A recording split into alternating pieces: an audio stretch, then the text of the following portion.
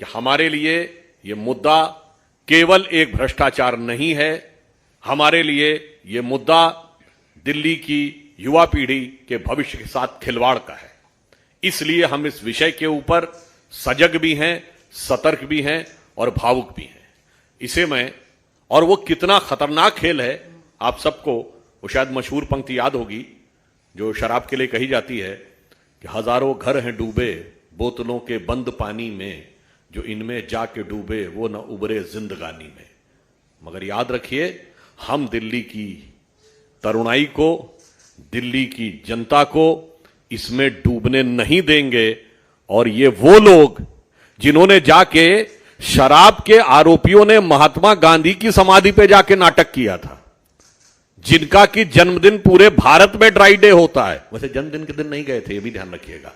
तो आप समझिए, इन्होंने दिल्ली में जो दारू का दरिया बहाने का काम किया है, हम कृत संकल्प हैं कि हम दिल्ली की जनता को और विशेषकर युवाओं को उसमें नहीं डूबने देंगे और उसे निकालकर एक उज्जवल भविष्य की तरफ ले जाएंगे।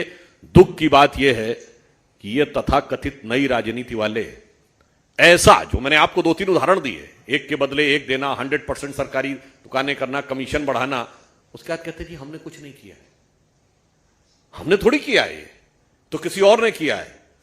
पुराना गीत याद है ना, मुझे दुनिया वालों शराबी न समझो, पीता नहीं हूं पिलाई गई है। तो ये वो समझाने का प्रयास कर रहे हैं। तो दिल्ली की जनता इतनी भोली नहीं है कि वो आपके इन पैतरों को न समझ सके।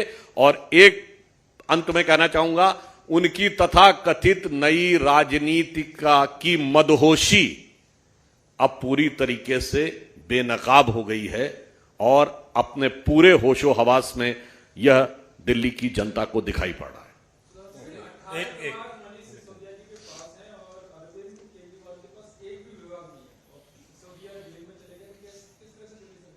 वैसे तो ऐसी भी मीडिया में न्यूज थी, उनके पास इस जितने भी भाग हैं, शायद इससे अधिक संख्या में फोन ऑन भी थे, उससे अधिक संख्या में सिम कार्ड्स भी थे। तो अब जैसे वो चल रहे थे, मेरे विचार से अरविंद केजरीवाल जी तो बहुत सक्षम हैं। उनके तो पहले भी एक मंत्री जेल से, जेलवे से, या यूं कहें जलवे से, ये आप प्रोनाउंसिएशन से तय कर लीजिएगा, राज कर रहे हैं। तो वो एक नई राजनीति उन्होंने दिखाई है, तो कुछ ना कुछ नया रास्ता निकालेंगे कि अपराध, आरोप और जेल से रह के भी कैसे भी सरकार चलेगी। तो नई राजनीति के प्रवर्तक है ना, पर ये वो हैं, याद करिए, ज्यादा पुरानी बात नहीं है, 10 साल पुरानी बात। आरोप लगते ही इस्तीफा देना चाहिए, जांच बाद में होनी चाहिए। वो आज पूछताछ के बाद कहते हैं जांच में कहां मिला, जांच के बाद कहते हैं गिरफ्तार कर लो।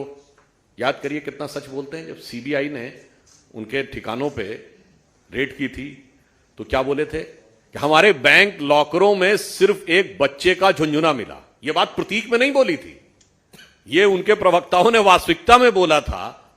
तो ये बताइए, हम एक तर्कसंगत ढंग से कह रहे हैं, क्या कोई व्यक्ति अपने लॉकर में बच्चे का झुंझुना रखता है?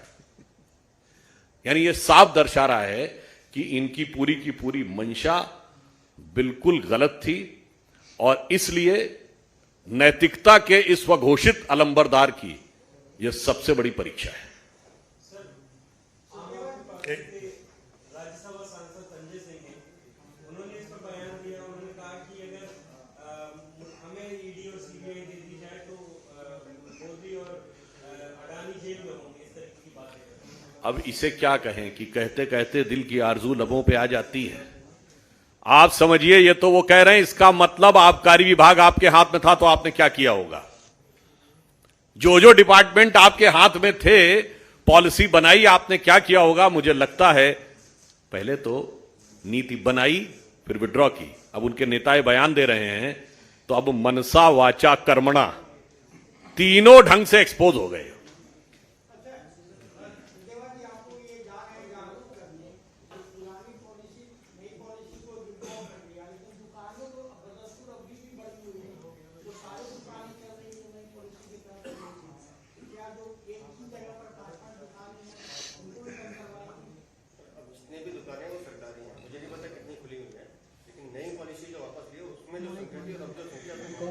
मोबाइल माइक ऑफ है। 4 बजे की बैठक है हमारी। फिर माइक ऑफ है। माइक ऑफ है। अभी 4 बजे की दिल्ली में बैठक। ऐसा एक मिनट सुनिए, एक एक कर रहे हैं। सीएम का एरिया है, वहाँ फूल मार्केट चौक में 4-5 दुकानें हैं।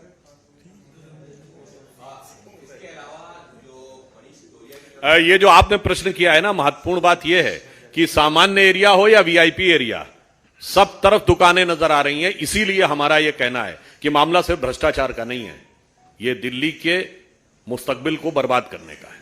अंकित, सिसोदिया की तरफ से लगातार ये दलील ये दी जा रही है कि हमने जो भी किया वो एलजी से चर्चा करने के बाद में, उसकी अनुमति लेने के बाद में तभी ये कॉन्क्रीट ड्राफ्ट की। कल कोर्ट में भी यही कहा गया, सड़कों पर और जहां भी बयान आ रहे हैं यही कहा जा रहा है कि एलजी के बिना अनुमति के नहीं हुआ। देखिए, मैं ये कहना चाहूंगा आम आदमी पार्टी से कि वो क्या लोगों को इतना मतिमंद समझते हैं कि ये लोग कितनी अनुमति लेकर एलजी से काम करते थे, हैं? और कितनी लड़ाई कीमती के साथ काम करते थे। मुझे लगता है ये इस प्रकार की बात करना यह दर्शाता है कि वो ये मान चुके हैं कि वो गलत है, अब किसी न किसी तरह तिनके की ओट में पहाड़ छुपाने की कोशिश कर रहे हैं। यह विषय उससे कहीं अधिक गंभीर और महत्वपूर्ण है।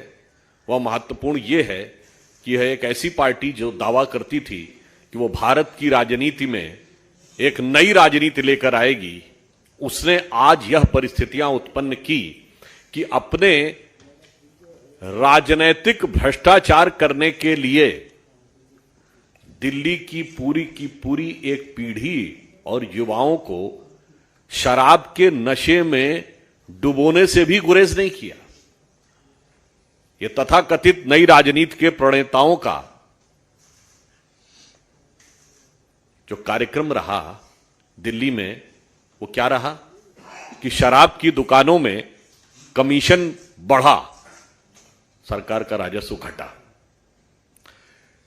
ठेके बढ़ा दिए गए, पीने की उम्र घटा दी गई, आबादी के क्षेत्रों में, आवासीय क्षेत्रों में दुकानें बढ़ा दी गई, ड्राई डे कम कर दिए गए। इतना ही नहीं, एक बोतल के साथ एक बोतल फ्री कर दी गई और स्कूलों के पास भी शराब की दुकानें खोलने में इनको कोई गुरेज नहीं हुआ। आप सोचिए कितनी खतरनाक बात है कि आप एक तरफ शराब की आयु कम करने की प्रक्रिया कर रहे हैं और दूसरी तरफ स्कूलों के पास और आवासीय क्षेत्रों के निकट आप ये बैठा रहे हैं, नई प्राइवेट दुकानें खोल रहे हैं। इसका बहुत साफ मीनिंग ये हुआ कि आपको इससे कोई मतलब नहीं था कि दिल्ली के युवा, दिल्ली की भावी पीढ़ी किसी भी प्रकार से, और one by get one free, ऐसा आपने उदाहरण कहीं देखा होगा? मेरे विचार से किसी सरकार के द्वारा आपको अपनी स्मृति में दो चीजें नहीं होंगी कि कोई सरकार यह दावा करे कि एक बोतल लीजिए, अब वो क्वार्टर था या अध्या था वो तो उन लोगों को पता होगा, एक बोतल दूसरी फ्री मिल जाएगी। ऐसा आपको उदाहरण नहीं पता होगा। और दूसरा ऐसा कोई उदाहरण नहीं पता होगा कि शिक्षा मंत्री ही शराब मंत्री हो।